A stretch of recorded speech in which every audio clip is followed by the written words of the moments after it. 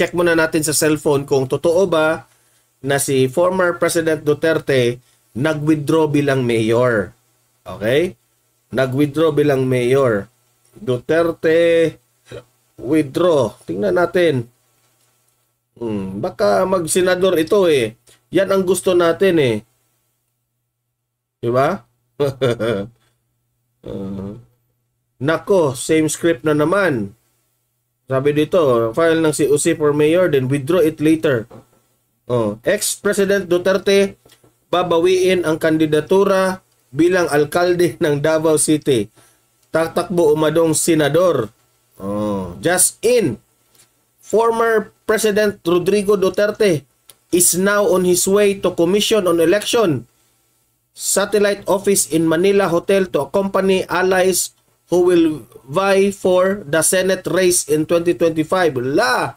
Kung totoo ito ha, Duterte will run for mayor of Davao City, source told All TV.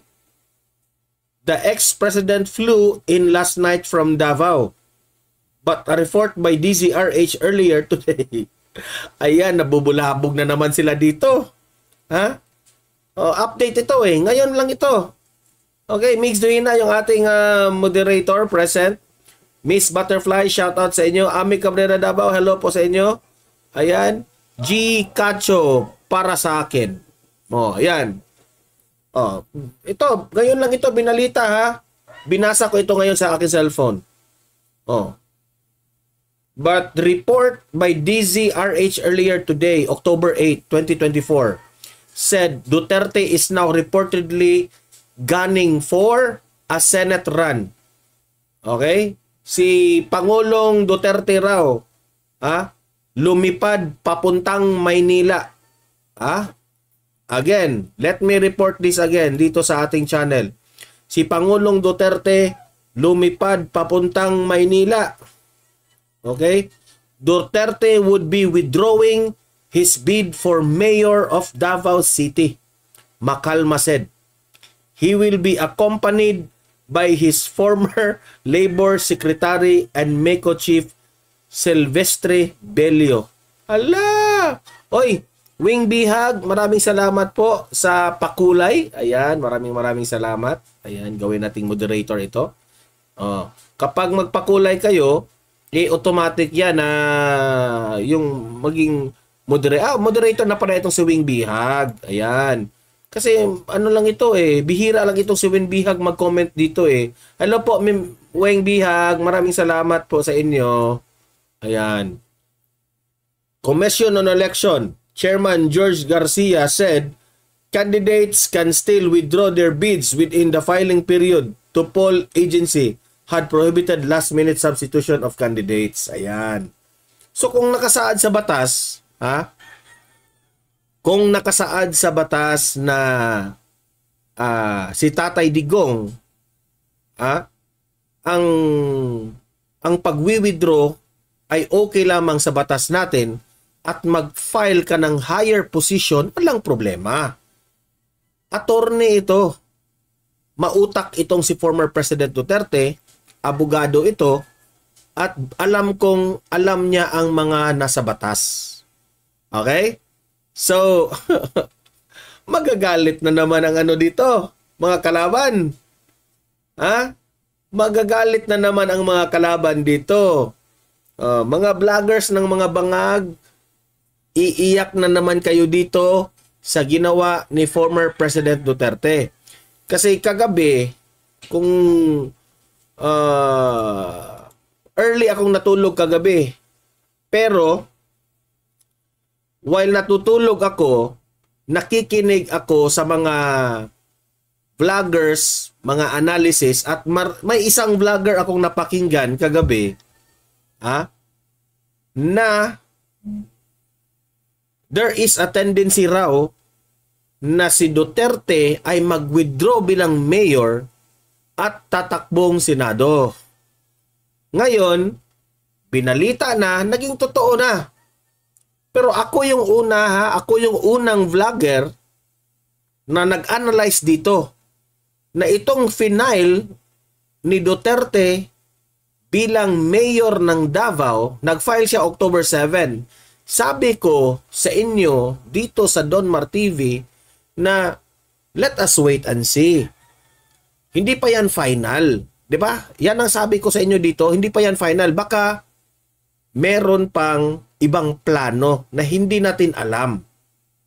Bakit biglaang na yan nga ang sabi ko sa inyo, 'di ba? Hindi mo talaga ma-predict si Duterte, si Tatay Digong. Hindi mo talaga ma-predict. Sabi dito ni Roshini De Leos, good morning boss, go Tatay for Senator. Shout out kay Erickson Solid Duterte po siya. Ayan. Ito yung balita kahapon ha, kagabi pala. Ito yung balita kagabi. Okay? Ito yung balita kagabi. Iba ito ngayon sa Just In. Ito, klarong-klaro, Just In. Manila Standard. Former President Rodrigo Duterte canceled his Certificate of Candidacy o COC for Davao City Mayor and instead registered to join the 2025 senatorial race. Maganda ito. Magiging interesting po ang sa Senado. A report from DZRH Radio said Duterte, who has been faring well in the pre-election surveys for senator, would be returning to national politics in next year's elections. He has withdrawn his COC for Davao City Mayor, which he filed yesterday, October 7. Tama yung ating analysis ha. Duterte is reportedly set to file his COC for senator in the Manila Hotel City Tent, where the Commission on Election o COMELEC set up a temporary office to accommodate a number of aspiring politicians expected to submit their candidacies on the last day of registration period. Allah! Iyak na naman sila dito. But bago yan nangyari, ito yung nangyari kahapon. Ito yung nangyari kahapon. Ganito ka-intense ang Certificate of Candidacy o COC filing dito sa Davao, lalo pang tila naging out of control ang crowd nang dumating si dating Pangulong Rodrigo Duterte upang magpasa ng kanyang kandidatura sa mayoralty race sa Davao City. Ito yung nangyari ha. October 7, nag-file siya. Kaya nang nauna nang ipinahayag ng dating Pangulo, magiging running mate niya ang kanyang anak na si incumbent Mayor Sebastian Baste Duterte na tatakbo bilang Vice Mayor ng lungsod. Nagpasa rin ng kanyang COC si Davao City 1st District Representative. Alam nyo, sa totoo lang, niyanig na naman ni Duterte ang media, ang buong bansa. Niyanig na naman. Akala nila, Mayor, ngayon, nag-withdraw. Pumunta sa Maynila. Paulo Pulong Duterte sa pamamagitan ng kanyang abogado na si Attorney Elijah Manuel Pipito sa pareho pa ring posisyon. Ayon kay Attorney Pipito, nasa Maynila ang kongresista kaya hindi siya personal na nakapag-file ng kanyang COC. Kasama din sa nag-file ng COC ay si Omar Duterte bilang kongresista sa 2nd District at Melchor Kitain Jr. bilang konsehal sa 1st District. Ayon kay Baste, masayaan niya siyang tumakbo ang kanyang ama. Ako personally nalipay ko because ganahan ko nga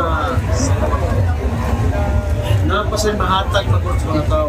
Samantala, usap-usapan na ang magiging malakas na katunggali ni dating Pangulong Duterte. Sabi ni Merciful Alferez, itong ating mayor ng mga moderators, nagkagulo na sila.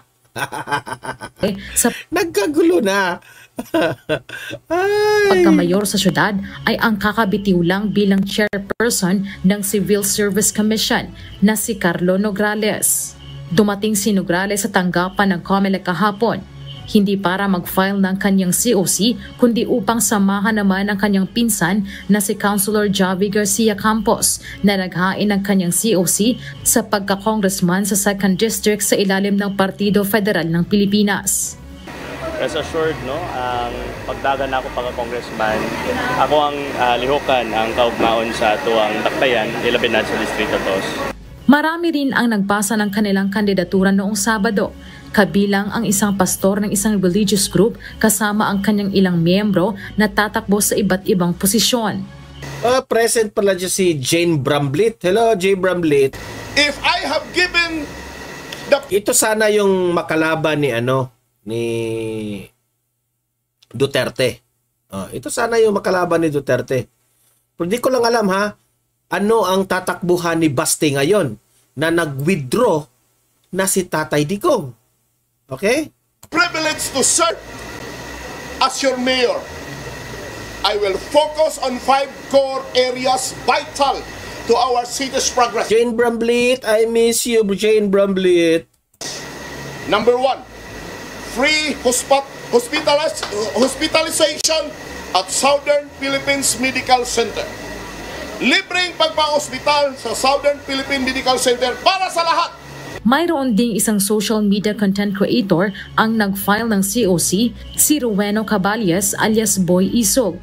Inaasahang kasama sa mga hahabol sa pagpapasa ng kandidatura ngayong huling araw ng COC. So ito yung buong nangyari kahapon, October 7.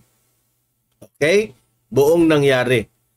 Nawinda ngayon Duterte nag-withdraw na. Filing ay ang kampo ng mga Nograles. Sabi ni Nelson Badinas, Sir Donmar, I'm so happy of the news you read. The former president will run for senator. You are right, Sir Donmar. Ayan.